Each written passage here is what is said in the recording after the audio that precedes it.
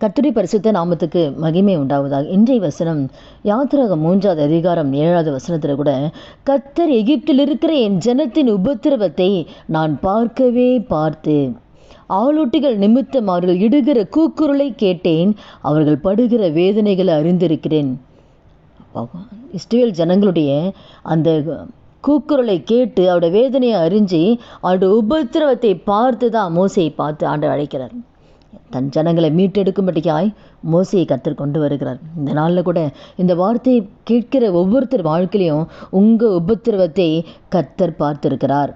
நீங்கள் நினைக்கலாம், என் உபத்திரவம் யாருக்கு தெரியும், வெளியில் வேணால் யாருக்கு தெரியாமல் இருக்கலாம், ஆனால் உங்கள் கூட இருக்கிற கர்த்தருக்கு தெரியும். உங்கள் உபத்திரவத்தை அவர் பார்க்குறாரு.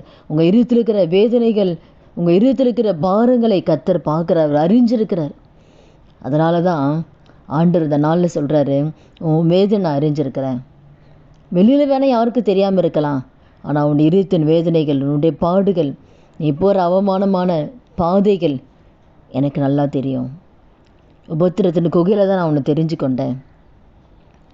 இந்த உபத்திரவத்தை சங்கீதத்தில் கூட 22வது அதிகாரத்தில் 24 பார்க்கும்பொழுது, உபத்திரப்பட்டவனுடைய உபத்திரத்தை அற்பமாக நினைக்க மாட்டார். அது அருவருக்காமலும் தம்முடைய முகத்தை அவனுக்கு மறைக்காமல் இருந்து தம்மை நோக்கி அவன் கூப்பிடுகையில் அவன் கேட்டலினார். உபத்திரப்படுறவங்க உபத்திரத்தை ஆண்டவர் அற்பமாக நினைக்கவே மாட்டார், அதை அருவருக்கவும் மாட்டார். ஆண்டவரை நோக்கி கூப்பிடுகிற உங்களுடைய கூக்குரலை அவர் கேட்டு உங்கள் ஜெபத்துக்கு, உங்கள் உபத்திரத்திற்கு கர்த்தர் பதிலை கொடுக்க போகிறாரு. அது எந்த உபத்திரமாக இருக்கலாம். அவமானத்தின் பாதையில் கடந்து போகலாம். எந்தெந்த காரியத்தின் பிள்ளைகள் நிமித்தம் உபத்திரத்தில் இருக்கிறீங்களா? பிள்ளைகளுடைய வாழ்க்கை சரியில்லையே, பிள்ளைகளுடைய எதிர்காலம் சரியில்லையே, உபத்திரத்தில் இருக்கிறீங்களா?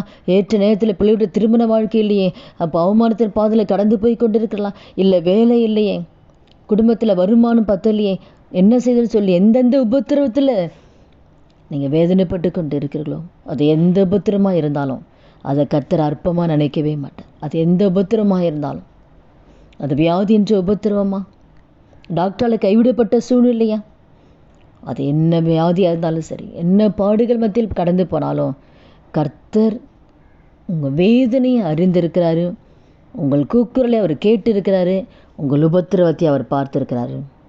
இந்த நாளில் அதற்கு கர்த்தர் பதில் கொடுக்க போகிறார். பார்த்துட்டாரு. நிச்சயமாக உங்கள் வாழ்க்கையில் தேவன் பதில் கொடுக்க போகிறாரு. அன்றை நோக்கி கூப்பிட்ட உங்கள் வாழ்க்கையில் ஒரு அற்புதத்தை தேவன் செய்ய போகிறாரு.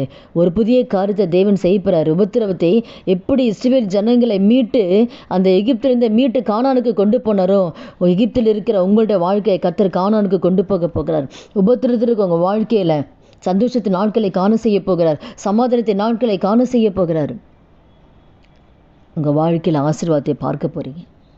எல்லா உபத்திரவத்தையும் கர்த்தர் பார்த்து இந்த நாளில் ஒரு விடுதலை கொடுக்க போகிறார். ஜெபிக்கலாமா? துதிகள் மத்தியில் வாசம் செய்ய நல்ல தகப்பனே, இயேசுவின் நாமத்தில் நம்முடைய சமூகத்தில் வருகிறோம். அப்போ அந்த நாளில் ஆண்டவரே, இந்த வார்த்தை கேட்குற ஒவ்வொருத்தர் வாழ்க்கையில் இருக்கிற உபத்திரவத்தை நீ பார்த்திருக்கிறீர் அப்பா. நீர் பார்க்கவே பார்த்து அவள் கூக்குரலை நீ கேட்டிருக்கிறீர். அதற்காக நன்றி செலுத்துகிறோம். அதற்கு அவங்களோட வேதனை நீங்கள் அறிஞ்சிருக்கிறீங்க. அதற்காக நாங்கள் நன்றி செலுத்துகிறோம். நிச்சயமாக சீக்கிரத்தோட வாழ்க்கையில் தேவன் அற்புதங்களை நீங்கள் செய்ய போகிற தயவுக்காக உமக்கு கோடி கோடி ஸ்தோத்திரமாப்பா. இயேசுவின் நாமத்தில் ஜெபிக்கிறோம் நல்ல பிதாவே, ஆமீன். கர்த்தர் நாமத்துக்கு மகிமை உண்டாவதாக.